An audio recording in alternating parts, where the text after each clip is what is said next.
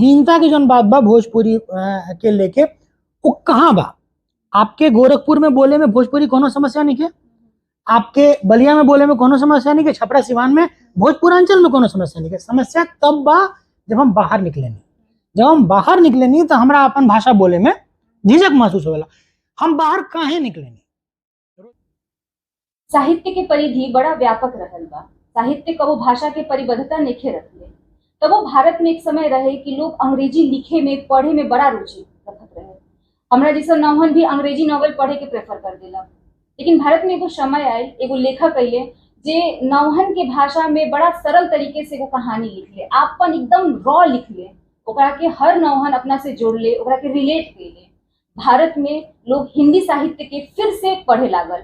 वो युवाओं में हिंदी के साहित्य के पुनर्जीवित करे वाले लेखक आज हमनी के साथे बानी खबर भोजपुरी पे। सत्य व्यास जी, सबसे पहले तरह बहुत बहुत स्वागत बा। बहुत शुक्रिया, बहुत शुक्रिया आपके भी। रवा ये चेहरा के देखले होखे, बागी बलिया, दिल्ली दरबार, बहुत सारे ऐसा कहानी बा। एगो भोजपुरी और कहानी बा तोहार नाव का, बड़ा सेंसिटिव कहानी बा के बारे में हमनी चर्चा करें सब। तो सबसे पहले तो हम ई अरवा से पूछे के चाहें कि जौन क्रांति भारत में आई लोग के अंदर, खास करके युवा लोग के अंदर कि हिंदी पढ़े लागल, हिंदी साहित्य के तरफ बढ़ल, ये चीज भोजपुरी में कब हमनी के देखे के मिली कि भोजपुरिया युवा लोग भोजपुरिया साहित्य कब पढ़ी, चूंकि भोजपुरियांचल से बानी, ये उम्मीद कर सकतानी सरवा से। सबसे पहले तो खबर भोजपुरी के हमारा प्रणाम। और बड़ा बढ़िया सवाल आपके हो कि कब हमनी के भोजपुरी में हमार कहानी देखे के मिली। हम पिछला साल जब यह रही तब वो बात के वादा जरूर कैले रही कि हमार कहानी बहुत जल्दी भोजपुरी में आई। एहू साल हम ये वादा नहीं करत, हम ये बतावत नहीं कि ये साल हमार किताब भोजपुरी में रूपांतरित होके आई। तो रूपांतरण के बात हुई। कोशिश हमारी बा कि हम एगो किताब पूर्णतया भोजपुरी में खत्म करी, भोजपुरी में शुरू करके भोजपुरी में खत्म करी। बस यह बात बा, जैसे हम बात करत रही हैं, हम चाहे नहीं कि ऐसा कहानी होके जो हमरा मर्म के हिट करे कि ई कहानी के भाषा भोजपुरी होके के चाहिए। हम खाली एक हाथी कि हमरा भोजपुरी में लिखे के बाद, हमरा माई भाषा में लिखे के बाद एक हाथी कहानी नहीं लिखल चाहत। हम लिखल चाहते नहीं कि ऐसा कोनो कहानी निकल के आवे जो हमारा माटी से जुड़ल रहे। हमारा लगता है कि ऐसा हमारा कहानी मिलल बा, हम बहुत जल्दी अपन कहानी के अपनी भाषा में लेके आई। जी बिल्कुल, ये बहुत एक उम्मीद देनी रहुआ। बाकी भोजपुरी साहित्य जौन बा वो बहुत समृद्ध रहल बा शुरू से, लेकिन वो तरह के काम नहीं खे बलिया लोग एक्सप्लोर नहीं खे कर पाइले। आपके नौहन तो कट चुकल बाड़े, तो आखिर का लूप खोल रहल है चीज खातिर कि भोजपुरी के प्रति कोई के ध्याने ना गए। बहुत सारा लूप होल बा, बहुत सारा लूप होल बा। सबसे पहले तो हम ए पाए कि अगर हम साहित्य के बात करते नहीं तो केवल भोजपुरी के बात नहीं खे, आप जितना भी हमनी के राजभाषा के अलावा भी जितना भाषा बा ओकरा में पाठकों के कमी भइल बा। चाहे हिंदी के आप ले ली, बाकी जो प्रादेशिक भाषा बा, भारतीय भाषा कहल जाए बा, ओमे पाठक घटल बड़े। भोजपुरी के साथ जो कारण बा, भोजपुरी के कारण सबसे बड़ी बा कि भोजपुरी के कोनो भोजपुरांचल से बढ़िया प्रकाशक ना मिलल। जौन भी प्रकाशक रहे या तो कलकत्ता से रहे या ओकरा बाद बहुत जगह के प्रकाशक, हम तो एक आध प्रकाशक के जानत नहीं जो गुजरात से भी भोजपुरी में प्रकाशन करत हन बहुत पहले। तो क्योंकि बात ये रहे कि उनका खातिर प्रकाशन भोजपुरी के किताब जो है एक व्यवसाय रहे। जैसे जैसे इस व्यवसाय में कमी आई, पाठक घटले, वो प्रकाशन बंद कर दिले। तो ऐसा कोनो प्रकाशन जो भोजपुरी में काम करे अगर वो आवे तो जरूर बहुत हम देखब, आप सब देखब कि बहुत अच्छा किताबें भोजपुरी में आवे लगी। आप पाठक घटे के जो समस्या बा, पाठक घटे की समस्या से पता नहीं हर भाषा में बा। हमनी के भाषा में एक हाथी बा कि जैसे बात आप शुरू कही कि हमारा जो किताब बा आपके आपन कहानी आवल, वो दिन आप देखब कि भोजपुरी में भी पाठक मिले लगी हैं जब वो भाषा के कहानी पाठक के आपन कहानी लगी। हमनी के अपनी भाषा से नहीं जे दूर भइल, हमनी के अपनी कहानी से दूर भइल बनी।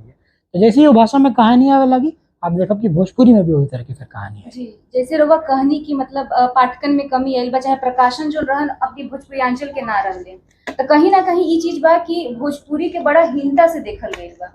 आई लोग के अंदर बा, नौहन में भी बा, पहले भी पीढ़ी में रहल कि हम भोजपुरी अगर करतानी तो ये अच्छा ना हो या फिर जो भी बा। तो एकरा के रहुआ कोना दृष्टि से देखल? देखो कारण एक बहुत सिंपल बा और कारण आर्थिक बा। हम हमेशा से कहत रहे नहीं कि जब तक आप कारण के मूल में ना पहुंचब भाषा के झगड़ा होत रही। हीनता के जौन बात बा भोजपुरी के लेके वो कहाँ बा? आपके गोरखपुर में बोले में भोजपुरी कोनो समस्या नहीं है, आपके बलिया में बोले में कोनो समस्या नहीं है, छपरा सिवान में भोजपुरांचल में कोनो समस्या नहीं है। समस्या तब बा जब हम बाहर निकले नहीं। जब हम बाहर निकले नहीं तो हमरा अपन भाषा बोले में झिझक महसूस होला। हम बाहर काहे निकले नहीं? रोजगार के तलाश में। जौना दिने हम आर्थिक कारण के समझ ले कि हमरा अपना जगह पे रोजगार उपलब्ध हो जाए, आप देखब कि हमरा जरूरत ना पड़ी दोसर कोनो प्रादेशिक भारतीय भाषा बोले के, हम अपने भाषा में बात करब और बहुत अच्छा विकास हुई। तो जब तक हम आर्थिक चीजों से ना जोड़ब इन सब चीजों के, तब ले हीन भावना रही। हम बाहर जाई, बाहर के भाषा सीखे के ज्यादा कोशिश करब, अपन भाषा से दूर हो जाए। यह बात बा कि आर्थिक कारण एकरा पीछे बा। आर्थिक मजबूती आई, हमनी के अपनी जगह पे रोजगार के अवसर पैदा हुई। हम लागत हमरा कि हम बोलल चाहब कि हमारी पहला इंटरव्यू भोजपुरी में हुई। ये इतना खुशी की बात बा कि आप देखें कि आप सब लोग ऐसे जुड़ल बानी, अपना जगह पर बानी, तो कोनो केहू के बोले में दिक्कत नहीं है। बहुत संभव रहे बात के कि अगर हम मुंबई में इंटरव्यू देती और हम इंसिस्ट करती हैं बात के कि भोजपुरी में इंटरव्यू हो, तो केहू कहे कि नहीं सर हिंदी में कर लेते हैं, अंग्रेजी में कर लेते हैं। बहुत संभव रहे कि कोनो ऐसा प्लेटफॉर्म हो कि जो प्रादेशिक भाषा के हो तो कही उसमें कर लेते हैं, भोजपुरी में कहे कि ना कहे। यही कारण बा कि जब हम रोजगार के अवसर अपना यहाँ पैदा करब, भाषा अपने आप समृद्ध हो जाएगी। जैसे कि हमरा जैसन आदमी जे रहुआ के बनारस टॉकीज पढ़ल, जे ये बागी बलिया पढ़ल, वो 84 जब देखा था, एक डाइवर्सिटी बा रहुआ अंदर, एकदम एक पूर्वांचल के कहानी लिया देता नहीं, एक बार सीधे पंजाब के, और बड़ा सेंसिटिव चीजन पे, और इधर नॉर्मल एक नौहन के जीवन के, तो वो डाइवर्सिटी कैरी कईल रहुआ ला बिंगा लेखक कितना एथी रहल। देखो लेखक तबे लेखक है जब वो अपना आप के चैलेंज करत रहे। हमरा खातिर बहुत आसान बा और हमरा लगता कि हर वो लेखक खातिर बहुत आसान बा जे एक दायरा में बंधल बा। आपसे कहल जाए कि आप गोरखपुर की कहानी लिखी, आप 10 ठे लिख दे, आपसे 11वां कहल जाए आप 11वां भी लिख दे, लेकिन आपसे कहल जाए कि आपके गोरखपुर के निकले के बंगाल के कहानी लिखे के बाद आपके रिसर्च करे के पड़े। वही बात बा हमारा संग ये रहे कि हम अपना आपके हमेशा चैलेंज देते रहे, नहीं कि जौन चीज हम लिख देनी वो चीज के हम दोबारा फिर कम से कम अभी तक रिपीट ना करो। बहुत समय नहीं थे भाई लिखल, हम लिखत हमरा लगा था कि अभी हमरा लगे कहानी के और वर्सेटिलिटी के कमी नहीं है। हम बहुत ऐसा कहानी देखे नहीं जो हमरा लगा कि ओकरा के कहल जरूरी बा। ओकरा में न कोनो प्रदेश के बंधन बा, न रिसर्च के बंधन बा। आजकल तो एक समय रहे जब हम अगर चाहती कि हमरा 84 लिखे के बाद शायद हमरा संसाधन ना मिल पाए, लेकिन IT रेवोल्यूशन के बाद तो इहो समस्या नहीं कि आपके सारा रिसर्च वर्क अवेलेबल बा, आप वजह से कल रिसर्च किताबें आप पढ़ सके नहीं लाइब्रेरी से, ई-लाइब्रेरी से, हर जगह अवेलेबल बड़ी सब। तो जौन ई कहल जाला कि कहाँ से आप कहानी, यानी कहानी तो आसपास बा, आपके पकड़े के बा कहानी, ओकरा में जौन फील देवे के बा वो कहानी के हिसाब से अलग अलग जगह के देवे के बा। एक समय ऐसा रहे क्षमा करी, एक समय ऐसा रहे जब हमरा लगे कि हॉस्टल की कहानी पे हमार पकड़बा, हम लिखनी 2 कहानी लिखनी, फिर हमरा लगल कि हम कब ले हॉस्टल की कहानी लिखब, ओकरा से बाहर कब निकलब। 84 एक कहानी रहे जो हमरा लगल कि हमरा त्रासदी पर लिखे के बा, वो लिखनी। फिर एक दफा ये भइल कि छात्र राजनीति पर हम लिखनी, छात्र राजनीति के एक एंगल ही हम जब बतावल चाहिए कि हमने कि जब भी राजनीति के बात कहनी जा, हमने के देखनी जा कि बड़ा एक सीरियस मैटर के बात होके राजनीति पे, जबकि आप सभे हमने के जहाँ पूर्वांचल कहीं जा हमने के देखनी जा कि छात्र राजनीति में कितना मजाहिया इंसिडेंट्स होले। हम जौन किताब लिखले रही ओकर जौन बीज आइल वो ऐसे आइल कि हम कॉलेज में जाते नहीं, एक जना नेताजी रहन बतियावत अपना पॉकेट में से रिक्स निकलले और लगा के रोए लगले, भैया वोट दे दो, घर बेचाता। वो इंसिडेंट हमारा संगे रह गई। इंसिडेंट इहो रह गई हमारा संगे कि जौन नेता बाहर 5, 10, 15, 20 लोगों के चाय पिया देता, वो भीतर जाके बोला था कि 20 रुपए दे दो खाना खाए के बाद। तो एक त्रासदी भी रहे, एक में एक मजाक भी रहे। ई कहानी के लिखित ई केहू ना लिखत रहे, वो खाते हुआ एक बार हम एक प्रोडक्शन हाउस में रही जहाँ कहल गई कि सत्या जी हॉरर कॉमेडी लिखल बनावल तो जा सकेला फिल्म, लेकिन लिखल ना जा सकेला। तो हम एकरा कैसे चैलेंज लेनी कि ऐसा आप मतलब केहू कैसे कह सकेला कि लिखले ना जा सकेला।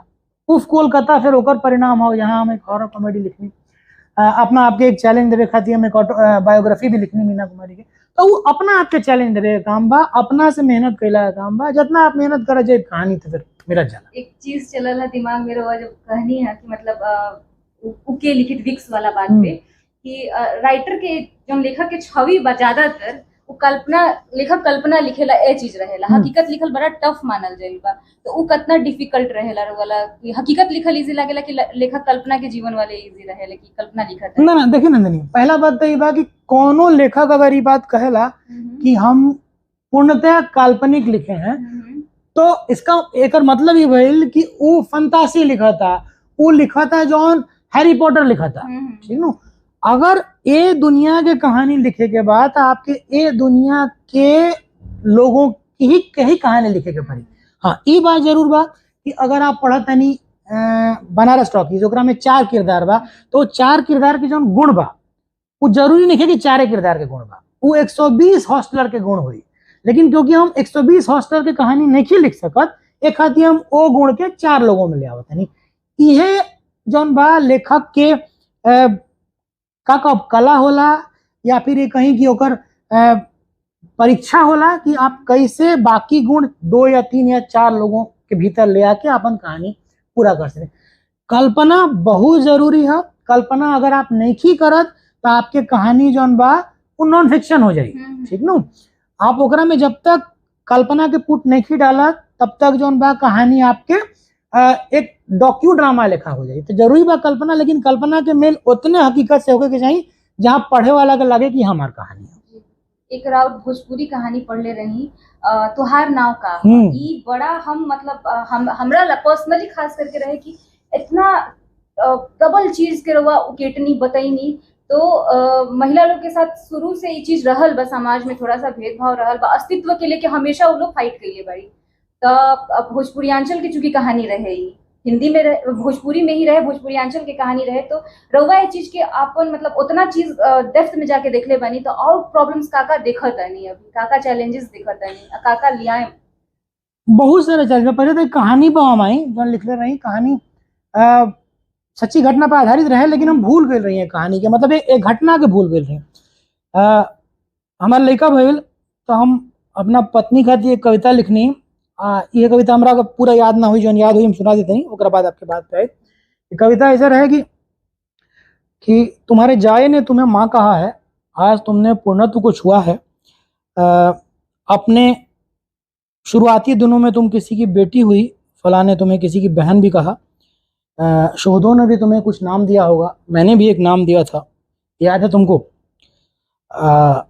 मगर मेरा कहा मानो कि अब तो खुद को पहचानो, और उस दिन से हिरासा हो जिस दिन वो पूछ बैठेगा तुम्हारा नाम क्या है माँ। ये लिखे के पीछे एक कविता के पीछे वह कहानी रहे। जब हम गांव गईनी, हमने के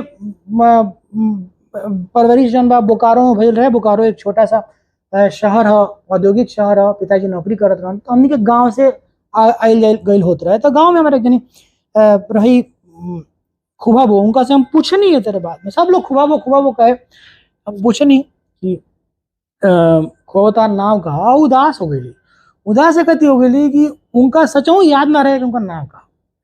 ये बात हमारा मतलब इतना का कहल जाला ओकरा के टची लागल कि केहू अपन नाम कैसे भूल सकेला।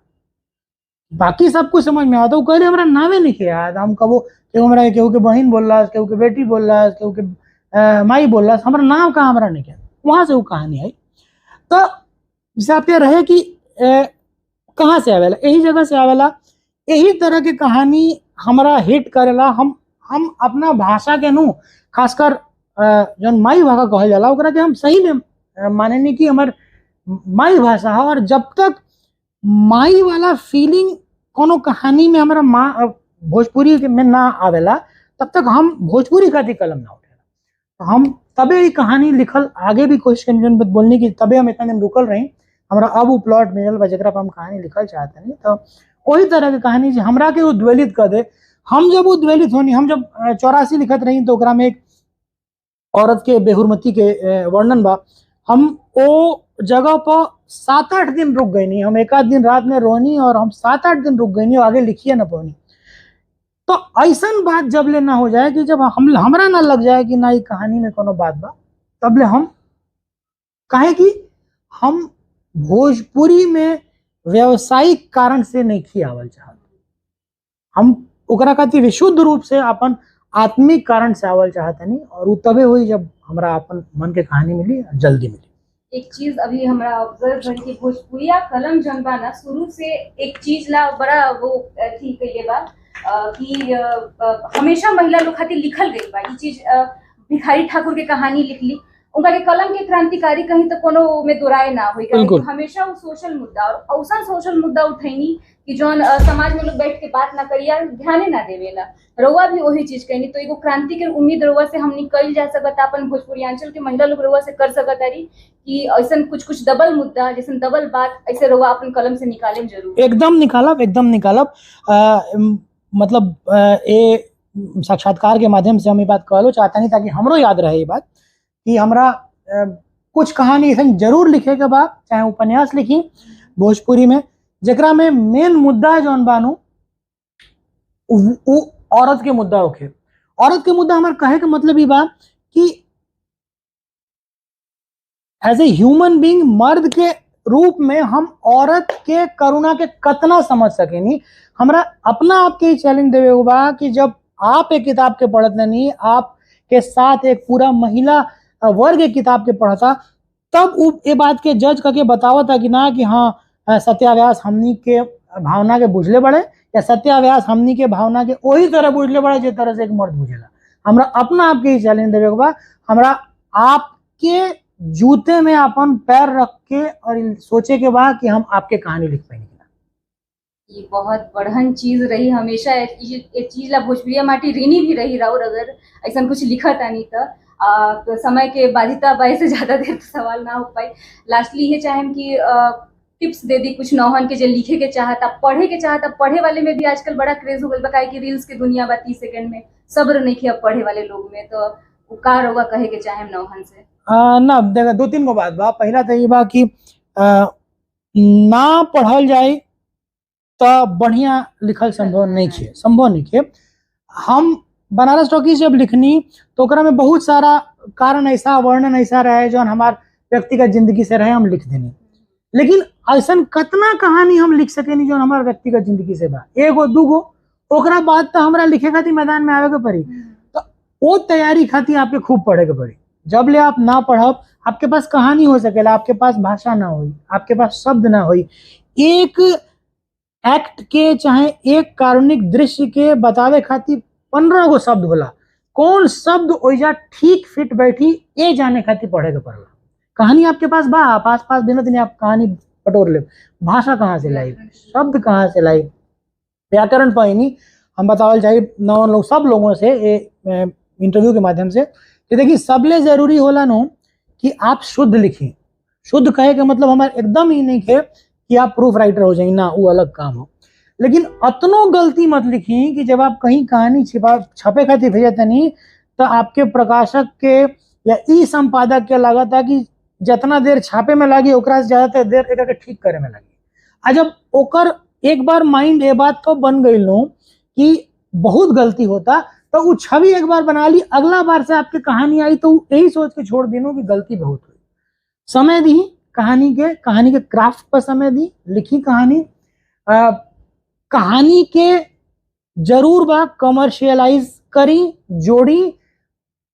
एक आध बार खातिर ठीक बा, अगर केहू बार बार आपसे कहता कि मुफ्त में दीजिए रुक जाई।